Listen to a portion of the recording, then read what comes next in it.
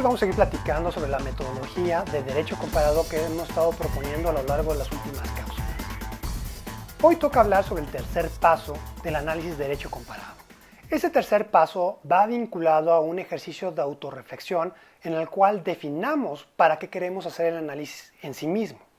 Aquí es muy importante señalar que el derecho comparado no es el objetivo en sí, sino el derecho comparado es una herramienta en la cual nos va a poder realizar de forma efectiva esa finalidad que tenemos que autorreflexionar y definir para qué lo estamos haciendo. Tradicionalmente el derecho comparado siempre va ligado a lo que hemos visto como una propuesta de reforma del sistema jurídico nacional. En otras palabras, a realizar un trasplante legal del extranjero al sistema jurídico nacional. Aquí muchas veces y muchas personas cometen el error el decir de que como ciertos países o ciertas regiones o la comunidad internacional lo está haciendo de cierta manera ciertas acciones, pues forzosamente nosotros también tenemos que seguir dicha tendencia. Y no hay nada más falso. Aquí es muy importante señalar que cada uno de los sistemas jurídicos nacionales van a ser individuales. Cada uno va a tener sus propias características y cada uno va a responder a necesidades especiales de su sociedad, las cuales han derivado de un ejercicio histórico, cultural, económico, geográfico, demográfico, religioso y diferentes aspectos internos de los cuales vamos a estar platicando más adelante, pero esto nos lleva a que cada sistema jurídico nacional va a ser individual. En otras palabras, puede compartir principios generales del derecho con otros sistemas jurídicos extranjeros, pero no necesariamente tiene que seguir las mismas tendencias, porque va a haber factores invisibles que va a permitir mayor efectividad en ciertos países que en otros. Entonces, bueno, dicho lo anterior, pues no necesariamente, aun cuando veamos una tendencia a nivel mundial, necesariamente tenemos que realizar un trasplante legal a nuestro sistema jurídico mexicano o al sistema jurídico nacional en el cual estemos hablando.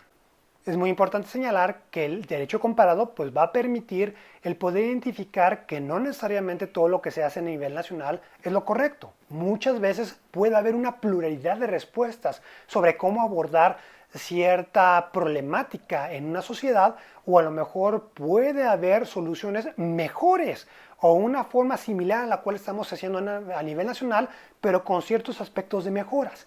Entonces, bueno, el derecho comparado nos permite comparar, como el propio nombre de la materia nos lo indica, para poder señalar cómo estamos, cuáles van a ser los elementos en común y cuáles van a ser las divergencias entre los sistemas jurídicos que estamos comparando. Dejando un poco al lado esta primera opción de un análisis de derecho comparado para poder proponer una reforma a nivel nacional al realizar un trasplante legal, pues tenemos una segunda opción que es el ejercicio académico. El derecho comparado nos va a poder pues, simplemente ayudar a estudiar un sistema jurídico extranjero y poder hacer la comparación con el sistema jurídico nacional.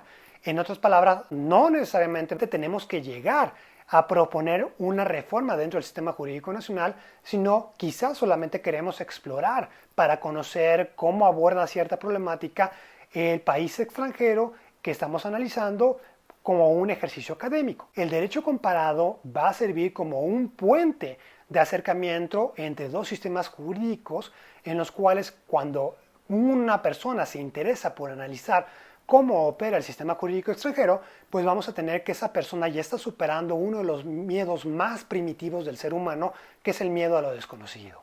Entonces, una vez que ya analiza cómo opera el sistema jurídico extranjero, entiende la cultura, entiende el contexto en el cual se está implementando cierta legislación o opera cierta institución, pues vamos a ver que esa persona va a ser proclive a una apertura mayor con ese sistema jurídico extranjero y muchas veces lo va a utilizar como punto de referencia para estudios posteriores.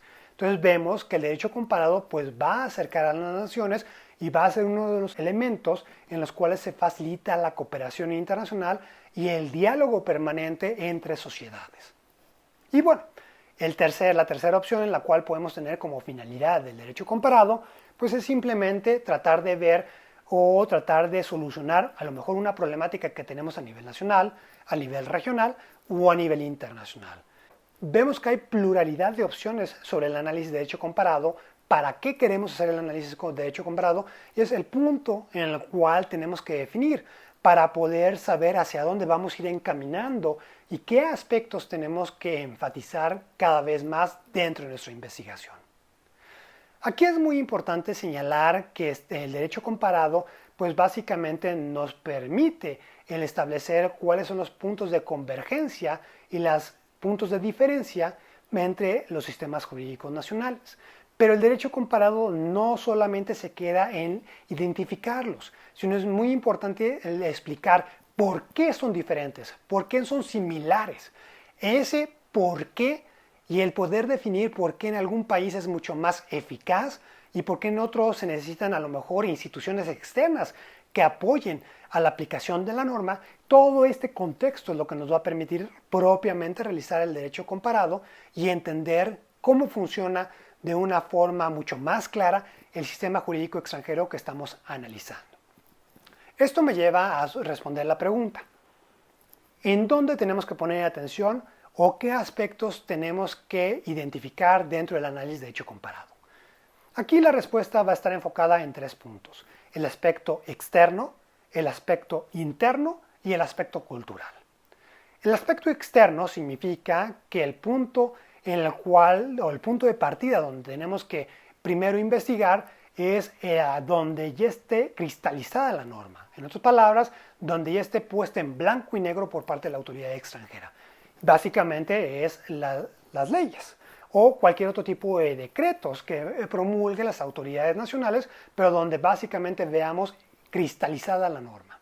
Aquí también, al lado de las leyes, vamos a tener las decisiones judiciales, donde ya se haya interpretado la forma en la cual se debe aplicar el criterio establecido en las legislaciones.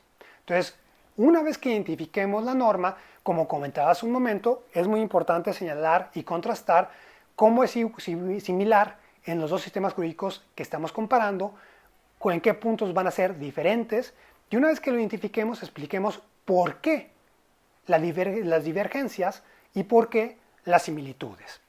De igual forma, la forma en la cual expliquemos cómo funciona en cada uno de los sistemas legales, cómo se aplica la norma, qué instituciones acompañan la aplicación propiamente de la norma y todos esos aspectos que a lo mejor no son visibles simplemente acudiendo del texto legal. Esto me lleva al segundo aspecto, al aspecto interno. El aspecto interno va a ser la mano invisible que permite la interpretación propia de la norma o que permite que la norma sea aplicada de cierta manera en específico en un país determinado. ¿A qué me refiero?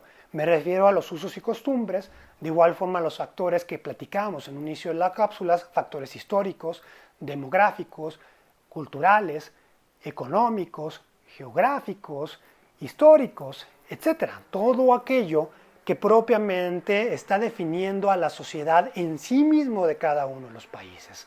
Aquí un ejemplo, pues vamos a tener en lo que sería durante la pandemia del coronavirus, la divergencia entre las formas en las cuales cada uno de los gobiernos estaba tratando de aplicar o de hacer que sus sociedades mantuvieran el distanciamiento social o que se mantuvieran resguardados en sus casas. Tenemos que hubo países que simplemente lo pidieron como una recomendación o lo dieron como una recomendación, aquellos otros que ordenaron el toque de queda y aquellos otros que tuvieron que ir con medidas coercitivas en la cual hubiera la amenaza de un arresto a aquellas personas que salían de sus domicilios o a aquellos otros países donde inclusive se llegó a clausurar y a obligar a que la persona se quedara a la fuerza dentro de su residencia. Pues como podemos ver, va a haber diferentes factores, va a haber diferentes graduaciones de la misma norma, que en la cual, si bien van a llevar al mismo objetivo, pues dependiendo de la sociedad, van a ser los mecanismos de acompañamiento que vamos a tener al lado de la norma. Pues justamente es esto donde tenemos que hacer el análisis de derecho comparado, el comparar cómo cada una de las sociedades tiene aspectos invisibles que afectan propiamente la aplicación de la misma normatividad. Y finalmente es muy importante entender la cultura. El aspecto cultural siempre va a estar vinculado a la aplicación propiamente de la norma. Y este aspecto cultural va a tener cierta influencia en todos los factores internos de los cuales estamos comentando. Entonces vamos a ver que hay una sinergia entre el aspecto externo, el aspecto interno y el aspecto cultural de cada una de las sociedades. Y todo esto es muy importante entenderlo si queremos hacer de una forma efectiva el análisis de hecho comparado que estamos realizando. Finalmente es muy importante, y lo quería comentar, que no necesariamente tenemos que quedarnos en la comparación de los dos sistemas jurídicos que estemos analizando, sino que hay una tercera posibilidad de incorporar como una tercera variable para poder determinar de un punto de vista objetivo cuál de los dos sistemas jurídicos se acerca más a un aspecto ideal de la institución que estamos comparando. ¿A qué me refiero? El tercer elemento, o la tercera variable a la cual estoy haciendo referencia, es un aspecto abstracto, o el aspecto ideal. En otras palabras, si estoy comparando el sistema jurídico mexicano en el aspecto de procuración de justicia y lo comparo con Suazilandia, pues como les comentaba hace un momento, estamos comparando peras con manzanas. En otras palabras, ningún sistema jurídico va a ser mejor o peor que el otro, sino cada uno va a responder a las necesidades históricas de su propia sociedad. Sin embargo, si queremos analizar de un punto de vista objetivo y contrastar de una forma más clara cada uno de estos sistemas jurídicos nacionales, podemos incorporar el elemento abstracto, el elemento ideal. Este elemento ideal sería hablar del sistema de procuración de justicia ideal. En un mundo ideal, ¿cómo se debería hacer este sistema? Y bueno, una vez que tenemos esta tercera variable, pues podemos determinar qué tan cercano o qué tan lejano el sistema jurídico mexicano o el sistema jurídico de Suazilandia están respecto a esa abstracción. Entonces, como podemos ver, incorporar un elemento abstracto al estudio de derecho comparado, pues va a permitir el enriquecer el mismo y poder llegar a conclusiones de una forma mucho más fácil. Y aquí uno de los puntos de referencia, sin duda, va a ser los organismos internacionales o las organizaciones no gubernamentales en las cuales a través de los diferentes estudios ellos ya hayan establecido cuál sería los mecanismos, las instituciones, las legislaciones, modelos a seguir y a partir de los mismos pues, hacer la comparación, el análisis de hecho comparado entre el sistema jurídico mexicano y el sistema jurídico extranjero. Pues bueno, en resumen, pues podemos ver que el tercer paso o el tercer punto de la metodología del derecho comparado es definir propiamente para qué queremos hacer el análisis. Una vez de que lo definamos, los puntos a analizar es el aspecto externo de la norma, el aspecto interno de la sociedad y el aspecto cultural del sistema del cual estemos estudiando. Y finalmente, si queremos enriquecer o tener parámetros objetivos dentro de nuestra investigación, es muy importante incorporar aquellos conceptos ideales o abstractos con el cual nos permita contrastar los sistemas jurídicos nacionales que estamos implementando dentro del análisis de derecho comparado. Muchísimas gracias por su atención, no lo olviden darle like al video y en próximas cápsulas estaremos platicando sobre los siguientes pasos dentro del análisis de derecho comparado. Muchísimas gracias.